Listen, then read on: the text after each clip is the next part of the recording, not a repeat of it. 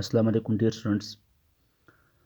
Matric में हम लोगों ने डेसिमल नंबर्स को पहले ऐड और सब्ट्रैक्ट किए थे पिछली दो वीडियोस में। अब इस तीसरी वीडियो में हम इसका मल्टीप्लिकेशन कर लेंगे।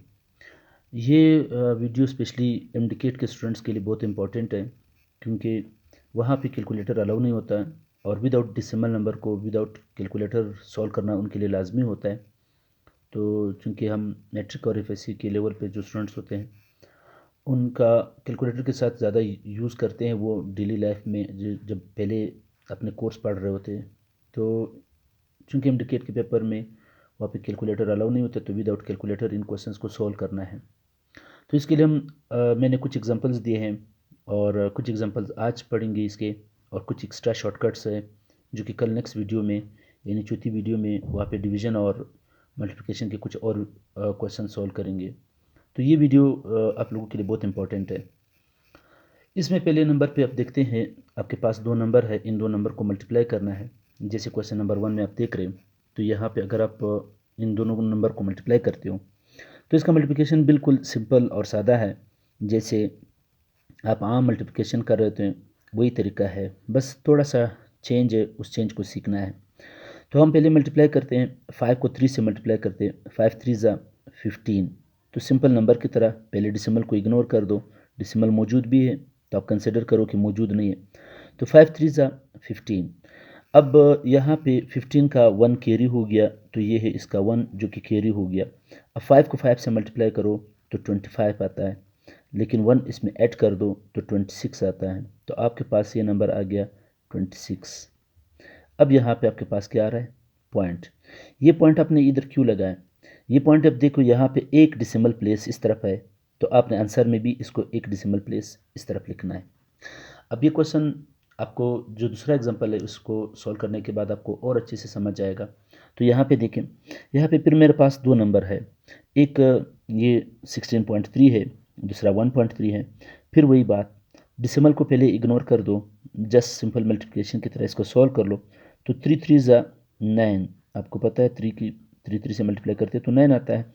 अब 3 6 ज़ा 18, तो यहाँ पे आता है 18, और 18 का 1 क्या हो जाएगा? कैरी हो जाएगा।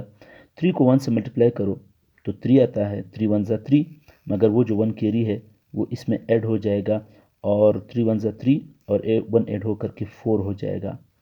फिर दूसरी लाइन में आते हैं तो यहाँ पे हम क्रॉस लगाते हैं। अब 1 को 3 से मल्टीप्लाई करो तो 3 आता है, 1 को 6 से मल्टीप्लाई करो तो 6 आता है, 1 को 1 से मल्टीप्लाई करो तो 1 ही आता है।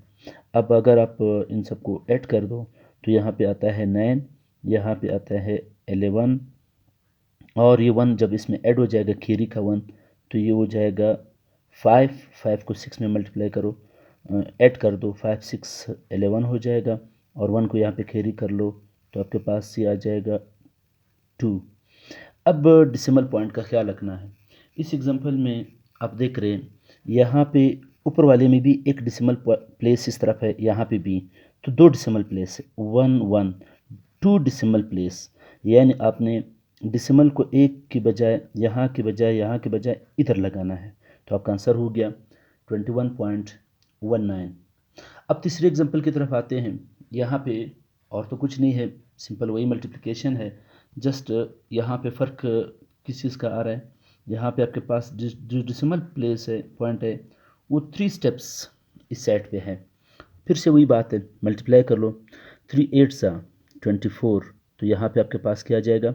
4 आ जाएगा, उसका जो 2 है वो कैरी हो जाएगा, 3 2 ज़ा 2 कैरी हो गया, 3 3 2 ज़ा 6, 6 में 2 ऐड कर दो, 3 2 ज़ा 6, 6 में 2 ऐड कर दो तो ये आएगा 8, और फिर 3 3 ज़ा 9, तो ये आपके पास आ गया 9।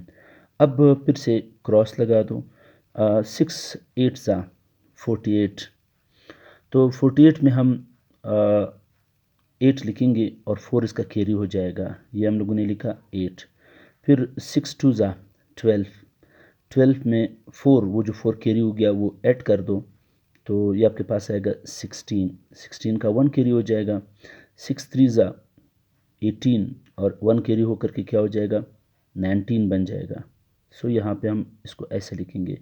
अब हमारे पास आएगा, यहाँ पे आ गया 4, ये 8 और 8 में ऐड कर दो तो 16, तो 16 का 1 कैरी होकर के ये हो जाएगा 10, 10 में 6 ऐड कर दो तो फिर से 16, और इसका 1 कैरी हो जाएगा तो ये 9, ये जो 1 कैरी होकर के 9 में ऐड हो जाएगा तो 10 हो जाएगा, और इसका 1 कैरी होकर के 2 हो जाएगा।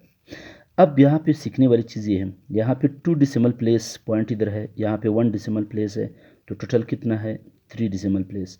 आप पॉइंट को यहाँ से 1, 2 और 3 डिसिमल प्लेस यहाँ तक कैरी कर दो, आपका आंसर आ गया 20.664।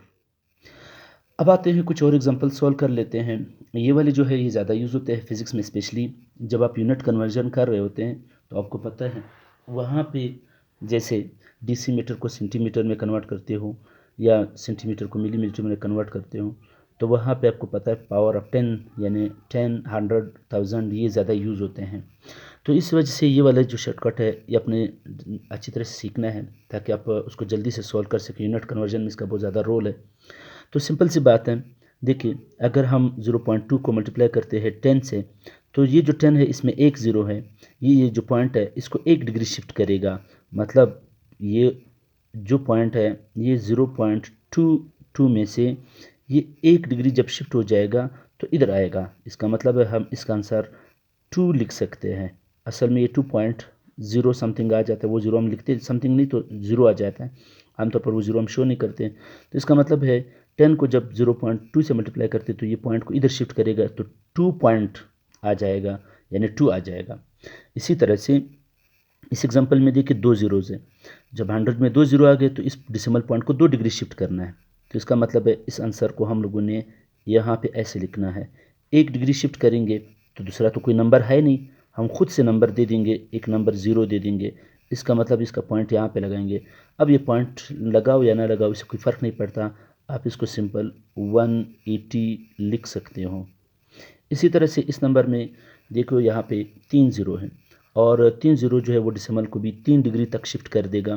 तो 3 डिग्री तक शिफ्ट करने के बाद हमारे पास तो एक नंबर है, बाकी दो तो मौजूद ही नहीं, वो हम खुद से ज़ीरो लगाएंगे। तो इसका मतलब इसका आंसर आ जाएगा 76, और फिर इसके बाद ये 3 भी लगा देंगे, ये 1 डिग्री शिफ्ट हो जाएगा, मगर यहाँ पे तो 3 ज़ीरो है तो 2 ज़ीरो खुद से लगा दो और इसका आंसर यहाँ पे पॉइंट लगा दो। तो ये पॉइंट लिखने की ज़रूरत ही नहीं है, आखिर में जो पॉइंट्स आता है तो आप इसको सिंपल 76 और 300 के साथ लिख सकते हो, तो ये आपका आंसर आ जाएगा।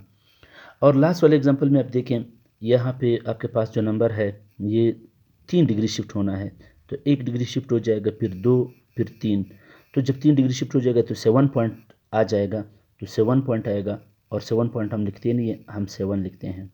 इसी तरह से लास्ट नंबर में आप देखो, यहाँ पे पॉइंट इस जगह पे होता है, जब किसी नंबर का पॉइंट नज़र ना आ रहा हो तो उसका पॉइंट आखिर में होता है, तो 2 डिग्री और शिफ्ट कर दो तो ये चीज़ आ जाएगा।